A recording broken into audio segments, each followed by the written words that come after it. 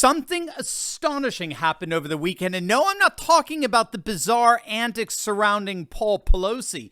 I'm talking about a revolution in the information wars, which has effectively ended the media's monopoly over news. It's already forcing the legacy media to change their story about what happened that bizarre night, and we're going to find out why those changes are just the beginning. You're not going to want to miss this. According to police reports, a mentally disturbed, drug-addicted nudist named David DePape broke into Paul Pelosi's San Francisco home early Friday morning. DePape confronted Pelosi, demanding to see Nancy. At some point, Paul Pelosi excused himself from DePape by saying he needed to use the bathroom. Just so happens that that's where he was charging his phone. And so, approximately 2:30 a.m., Paul Pelosi called 911 from his cell phone. The dispatcher for the San Francisco Police Department relayed the following message. The reporting party, or RP, stated that there's a male in the home and that he's going to wait for his wife. RP stated that he doesn't know who the male is, but he advised that his name is David and that he is a friend. RP, the reporting party, sounded somewhat confused. Police arrived 2 minutes later. They knocked, and according to reports, an undisclosed person opened the door. At that point, the police observed the two men, each with one hand on a single hammer, and ordered both of them to drop it. DePape immediately pulled it from Pelosi, started hitting him with it. The cops tackled DePape and took him into custody. So that's the official timeline. To say that it was odd would be an understatement. It's beyond bizarre and peculiar, but then the legacy media narrative formation began to shape. According to the media, DePape was obsessed with, yes, you guessed it, conspiracy theories. Conspiracy theories peddled by the ultra-MAGA far-right insurrectionists in our nation like Donald Trump. Forget the fact, as the New York Post reported, that he was a drug-intoxicated hippie who lived in a compound replete with BLM signs and rainbow flags. No. According to the lamestream media, DePape is now the poster child for QAnon. Now, while police have stated that they do not know what the motive for the attack is, that didn't stop the legacy media from pushing the conspiracy theorist angle, which was designed, of course, to send a signal to the sad, pathetic, soulless shills like Hillary Clinton to take to Twitter and spew out their predictable malicious slander, which Clinton dutifully did, tweeting out, quote, "The Republican Party and its mouthpieces now regularly spread hate and deranged conspiracy theories. It's shocking but not surprising that violence is the result. As citizens, we must hold them accountable for their words and the actions that follow." Now, let's all remember, this is the same Hillary Clinton who, according to her own campaign manager's testimony in the John Durham investigation, knew she was spreading her own concocted fabrications when she tweeted out nonsense like this.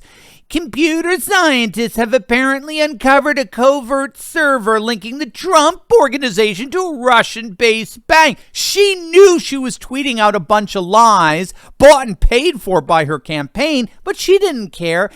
And not only does the lamestream media know this about her, they continue to pretend that she's the paragon of virtue. But regardless, Clinton couldn't help herself. She had to remind everyone that she's still alive because, frankly, nobody cares.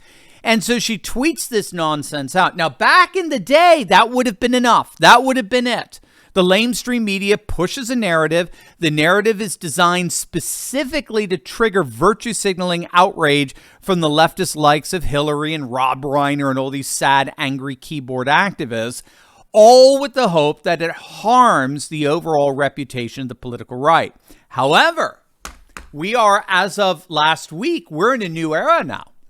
The days of the legacy media and its leftist surrogates having a monopoly over information is over. Wait till you see on how the new Ultra MAGA Twitter responded. It was absolute gold. And speaking of gold, our good friends over at Goldco are here to help you protect your savings in the midst of all of this economic insanity with the timeless values of gold and silver. Make sure to click on that link below and see how you can get upwards of $10,000 of free silver if you open up an account with them. But that is a limited time offer, so don't wait. Click on the link below right now and keep your assets safe with the timeless value of gold.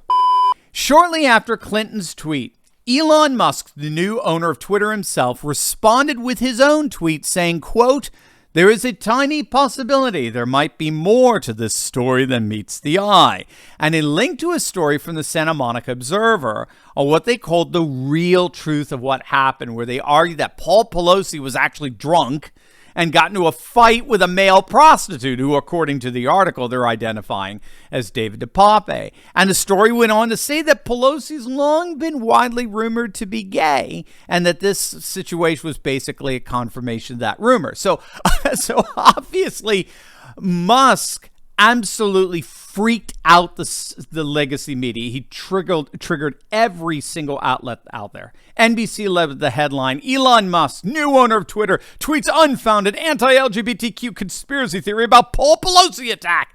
CNN went with the headline, "Elon Musk, Twitter's new owner, tweets conspiracy theory about attack on Paul Pelosi." Axios published, "Elon Musk tweets misinformation about Paul Pelosi," and on and on. I mean, you get the gist. Now, again, what should be noted here is that these media outlets accusing Musk of tweeting out unfounded conspiracy theories are the exact same media outlets that actually peddled Hillary Clinton's bought and paid for fabrications about Trump colluding with Russia to win the 2016 election. For 3.5 years, the New York Times, Washington Post, LA Times, Newsweek, CNN, most especially MSNBC, pushed the Russian conspiracy hoax. They even forced a full-blown special counsel investigation that wasted tens of millions of dollars of taxpayer money. This is why Hillary Clinton can lie all she wants, and the media has no problem with it because they participate in it.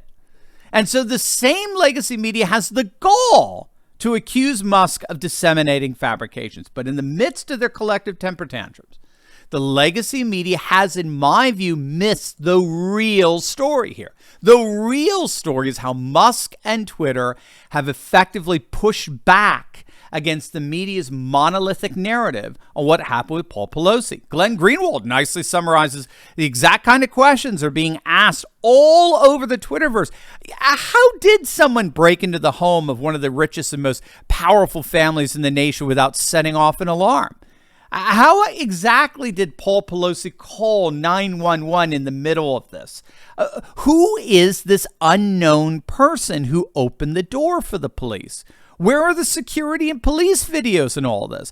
And what's so fascinating is already the police have since twice changed their report. They now deny that Pelosi knew DePape, and even more fascinatingly, they now deny that there was a third person in the home who opened the door for police.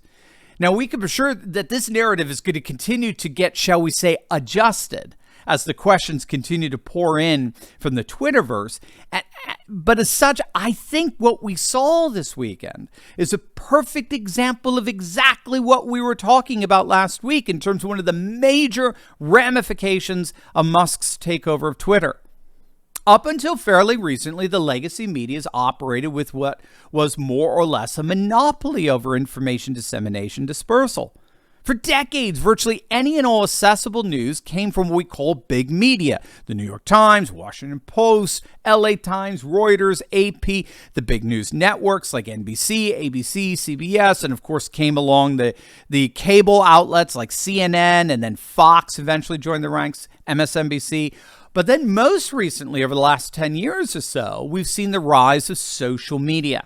And a recent Pew study found that over 70% of Americans get their news from social media platforms. Now, the key here is that all of these news sources that together monopolized information mediation basically mediated a singular monolithic liberal narrative.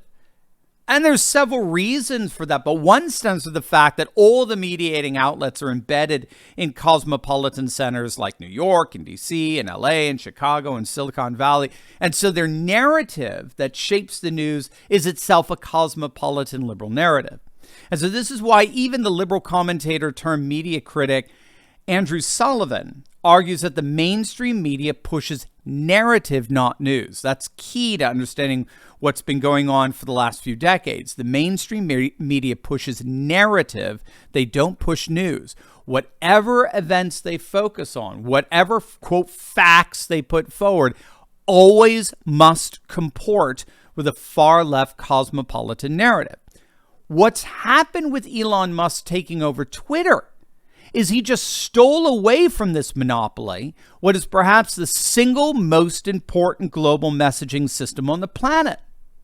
Twitter is the de facto global public square. It's the epicenter of narrative formation and information dissemination. And we just saw a glimpse of the future of the weekend. The legacy media no longer has monopolized control over the narratives and information that constitute news. Their days of gatekeeping over our access to knowledge has come to an end. And that may have been the most successful conspiracy of them all. As always, make sure to smack that bell and subscribe button, and you'll definitely want to check out my latest video on MSNBC panel panicking as they predict the midterms are going to be an absolute bloodbath. You're going to absolutely love it. Make sure to click on that link, and I'll see you over there. God bless.